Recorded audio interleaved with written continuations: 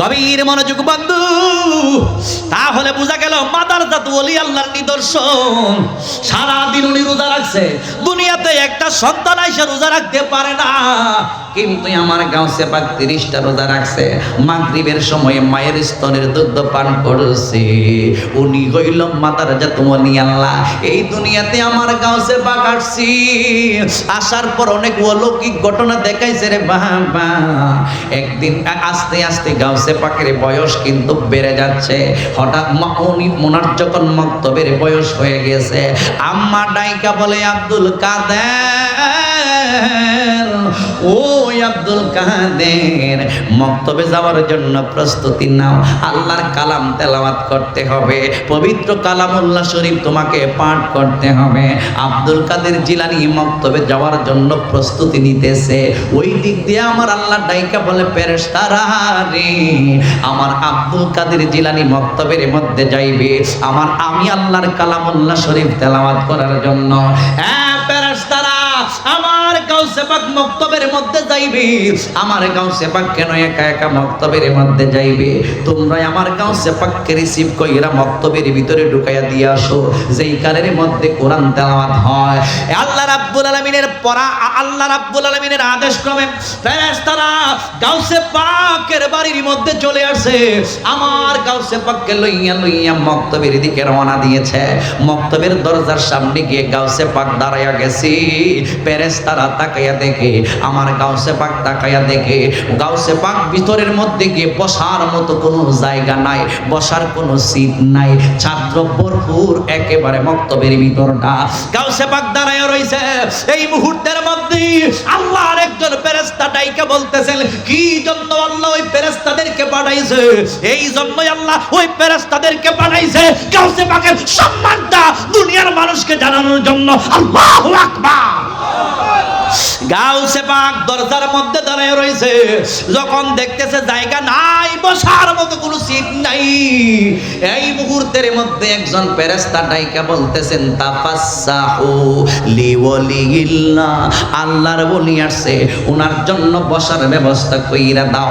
এইভাবে ডাকটা মাইরা যখন বলছে আল্লাহর ওলি আসছে, বসার ব্যবস্থা কইরা দাও, এই মুহূর্তের মধ্যে ভিতরের ছাত্ররা কয়, কে এই কথাটা বলল, কে এই কথাটা বলল? একজন ছাত্র আরেকজনের দিকে তাকায়, উস্তাদ ও ছাত্রের দিকে তাকায়, কে এই কথাটা বললাই? তাফাসসাহু লিওয়ালিল্লাহ। দেখে মক্তবের ভিতর তাইকা কোনো ছাত্র এই কথা বলে না। এই কথা কোথায় থেকে আসছে? আল্লাহর পক্ষ তাইকা ফেরেশতাদেরকে দিয়া আমার আল্লাহ বলাইছে, ওলির সম্মান বাড়াইয়া দিছে। জোরে বলুন আল্লাহু আকবার। হে আমার আশিকিন জাকিরিন মুহিবিন মুরব্বি বাবা জিরাহারি,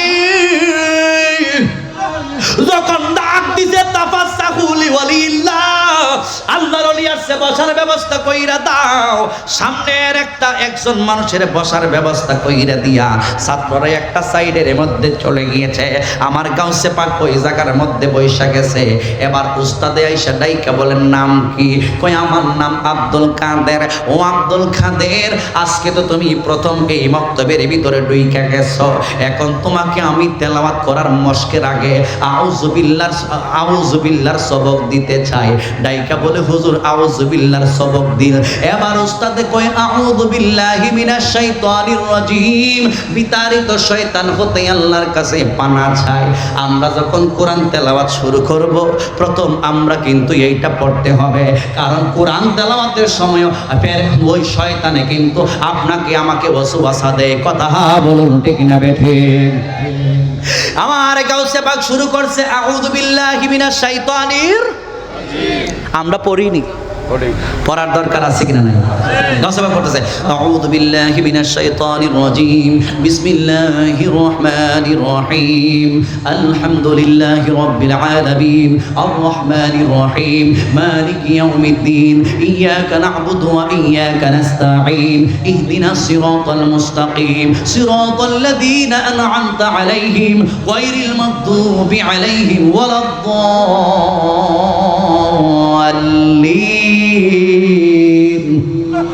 সুবহানাল্লাহ। জোরে খন। কোরআন তেলাওয়াতের দরকার আছে কিনা নাই? কোরআন তেলাওয়াত করলে কি সওয়াব হয় না গুনাহ হয়? পৃথিবীর সমস্ত পুস্তক যদি আপনি বার তেলাওয়াত করেন, একটা সওয়াব হবে না। আমার নবী আজ থেকে ১৫০০ বছর আগে ঘোষণা দিয়েছেন, উম্মত তোমরা যদি কুরআন তেলাওয়াত করো, প্রতিটা অক্ষরের বিনিময়ে তোমাকে আল্লাহ 10টা নেকি দিবেন। যদি রমজান মাসে তেলাওয়াত করো ৭০ টাকা নিয়ে ৭০০ গুণ বেশি সওয়াব আমল নামার মধ্যে লিখে দেওয়া হবে। ওই কুরআনের আওয়াজ আমরা চাই কি চাই না? জবান করে বলুন, চাই কি চাই না? আজকে তো কোরআন বন্ধ হয়ে যেতেছে গা। আজকে কিন্ডারগার্টেন খোলা, বুঝেন না মনে হয়? আচ্ছা, আমার ভাষাগুলো আপনারা বুঝতেছে? বুঝেননি? কোরআন কি আর আগের মতো পড়া হয়, তেলাওয়াত করা হয়? মক্তবে কি ছাত্র ছাত্রীদের সংখ্যা কমতেছে নাকি বাড়তেছে? কমতেছে। কিন্ডারগার্টেনের ছাত্র ছাত্রীদের সংখ্যা কমছে না বাড়ছে? তো তুমি তো, আল্লাহ তো তোমাকে এই জ্ঞান অর্জন করা ফরজ বলে নাই। কোন জ্ঞান অর্জন করা ফরজ বলেছেন? রাসূল বলেন, আল্লাহ বলে দিয়েছেন, ওয়ারাতিলিল কুরআনা তারতিলা, তোমরা কোরআন তেলাওয়াত করো সহি শুদ্ধ রূপে। সহি শুদ্ধ রূপে কোরআন তেলাওয়াত হলো প্রত্যেক নর এবং নারীর উপরে ফরজ। রাসূল বলেন, তলাবুল ইলমি ফারিদাতুন আলা কুল্লি মুসলিমিন ওয়া মুসলিমা, প্রত্যেক নর এবং নারীর উপর ইলমে দ্বীনের জ্ঞান অর্জন করা হলো ফরজে আইন। কি ইলম অর্জন করবেন? যেই জ্ঞান অর্জন করলে কবরের মধ্যে 3টা প্রশ্নের জবাব দেওয়া যায়, যেই জ্ঞান অর্জন করলে আল্লাহ এবং রাসূলকে চিনা যায়, জানা যায়, বোঝা যায়, যেই জ্ঞান অর্জন করলে হালালকে চিনা যায়, হারামকে বাদ দেওয়া যায়, যেই জ্ঞান অর্জন করলে 5টা ওয়াক্ত নামাজ সহিভাবে পড়া যায়, যেই জ্ঞান অর্জন করলে ইহকালীন শান্তি পরকালীন মুক্তি পাওয়া যায়, ওই ধরনের জ্ঞান অর্জন করা হলো ফরজ। ফরজ ফরজ উত্তরে বলুন ঠিক কি না? এই জ্ঞান অর্জন করতে গেলে মাদ্রাসা যাওয়ার দরকার আছে কিনা নাই? জামিয়াতে যাওয়ার দরকার আছে কিনা নাই? জামিয়া আহমদিয়ার মতো যত মাদ্রাসা আছে, আহলে সুন্নাত ওয়াল জামাতের এই মাদ্রাসাগুলোতে যাওয়ার দরকার আছে কিনা নাই? আবার সব মাদ্রাসায় না, যে মাদ্রাসায় বলৎকার হয়, ফুলায় উস্তাদ আর ছাত্রয়ে বলৎকার হয় না, যেই মাদ্রাসায় বলৎকার হয়, ফুলারে দিছেন নেক কাজ করবার লাগে, ফুলা শর্মেও কইতে পারে না। গলার মধ্যে আমরা অনেক এমন সিনারি দেখছি, এমনও ফেসবুকে আমরা এমন কিছু অবস্থা দেখছি, এই কমি মাদ্রাসার এটা কমে লুথের বংশধর, এরা দেখা যায় গলার মধ্যে ছুরিটা চালাই দিছি, কই দিলাম যদি তোর আব্বারে কইবে, যদি তোর আম্মারে কইবে, ফুসটা মাইরা তুমি একবার মাইরালাম। এরপরে আতঙ্কিত হয়ে সেরা এই ছেলেটারা দেখা যায় খারাপ কাজের মধ্যে লিপ্ত করে। যেই মাদ্রাসার মধ্যে বলাৎকার চলে, ওই মাদ্রাসার মধ্যে কোন ছাত্রদেরকে দেওয়া যাবে? কষ্ট হইতেছে। গভীর মনোযোগ যুবক ভাইরাম, আমার গাউসে পাক বড় পীর আব্দুল কাদের জিলানী রাদিয়াল্লাহু তাআলা আনহু গিয়ে বসছে, শুধু সূরা ফাতিহা না, শুরু যে করছে শেষ নাই। 1 পারা, 2 পারা, 5 পারা, 10 পারা, 15 পারা, মতান্তরে 18 পারা কোরআন শরীফ আব্দুল কাদের জিলানী শুনাইতাছে আর হুজুর শুনতাছে, শুনাইতাছে হুজুর শুনতাছে। কোনো জায়গার মধ্যে আটকাইছে না, কোনো জায়গার মধ্যে পড়ার মুসাব্বা লাগছে না, প্রত্যেকটা আয়াতে কারিমা টাস টাস কইরা শুনাইয়া দিছেন। উস্তাদে তো আশ্চর্য হয়ে গেল, বাবা আব্দুল কাদের তুমি কোথায়, কোন মক্তবে আগে পড়াশোনা করছো? এবার গাউসে পাক ডাইকা বলে, না আমি দুনিয়ার কোনো মাদ্রাসায় যাই নাই, আমি দুনিয়ার কোনো মক্তবে যাই নাই, আমি ছিলাম আমার মায়ের পেটের ভিতরে। আমার মা উম্মুল খায়র ফাতেমা ছিল 18 পারা কোরআনের হাফেজা। আমার মা দুনিয়ার জমিন তাইকা শরীয়তের টুড্ডা লড়াইয়া আমার মা কোরআন তেলাওয়াত করতো। আমি আব্দুল কাদের জিলানী আমার মায়ের পেটের ভিতর তাইকা 18 পারা কোরআন মুখস্থ করছি। আল্লাহু আকবার। তাহলে কোরআনের তাসির, কোরআনের মহব্বত, এমনকি কোরআন মুখস্থ 18 পারা করছে। যেই মা সন্তানকে পেটের ভিতরে রেখা কোরআন তেলাওয়াত করব, এই ফুতেও দুনিয়াতে এসে কোরআন তেলাওয়াত করব। আর যেই মা সন্তানকে পেটের ভিতরে রেখা গান গাইব, মমতাজের গান, কেউ যে আম্মা মমতাজের গান গাইব, আর কত ডং ডঙের যে গান বাইরিছে, এই গানগুলো গাইলে ফুলা দুনিয়াতে গানই গাইব। কথা কম। তাহলে মাদ্রাসা পড়ানোর দরকার আছে কিনা নাই? গাউসে পাক আব্দুল কাদের জিলানী এই 18 পারা কোরআন যখন পড়া শোনাইছে, আশ্চর্য গেছে গা, কই পাইলা? মার পেটের ভিতরে শিখছি। বোঝা গেল উস্তাদও বুঝে, সব ছাত্ররা কয় সর্বনাশ, এই লোকটা কোনো সাধারণ ব্যক্তি নয়। আর ওনার সম্মানার্থেই বলা হয়েছে তাফাসসাহু লিওয়ালিল্লাহ, আল্লাহর ওলি আসে, বসার ব্যবস্থা কইরা দাও। জোরে বলুন সুবহানাল্লাহ। গভীর মনোযোগ যুবক ভাইরা, মুরব্বী বাবাজিরা গো, আস্তে আস্তে আমার গাউসুল আজম বড় পীর আব্দুল কাদের জিলানী বড় হইতে লাগলেন। আস্তে আস্তে বড় হইতে লাগলেন। প্রায় 18 বছর হয়ে গিয়েছে। মায়ের বয়স কিন্তু 78 বছর হয়ে গিয়েছে।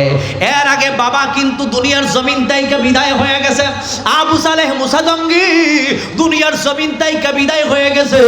উনি দুনিয়ার জমিন থেকে বিদায় হয়ে যাওয়ার আগে উম্মুল খায়ের ফাতেমা ওনার বিবির কাছে 40টা স্বর্ণের দিনার রাইকা গেছে রে উম্মুল খায়ের ফাতেমা,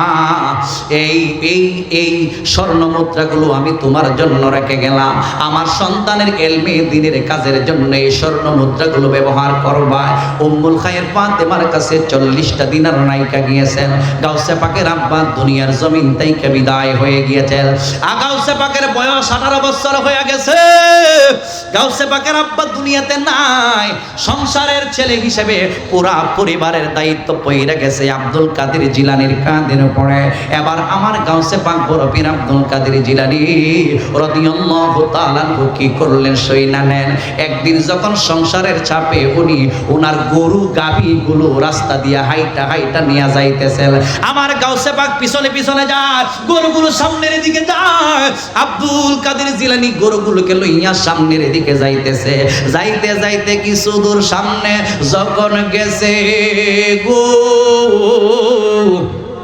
আমার গাউসে পাক তাকায়া তাকায়া দেখে রে বাবা, এই গরু গাবি গুলো পিছনে পিছনে গাউসে পাকের দিকে তাকায়, পিছনে পিছনে গাউসে পাকের দিকে তাকায়, গাবি হইয়া গাউসে পাকের দিকে তাকায়, চারি পায়া জানোয়ার হইয়া আমার গাউসে পাকের দিকে তাকায়, চারি পায়া জানোয়ার গাউসে পাকরে চিনি।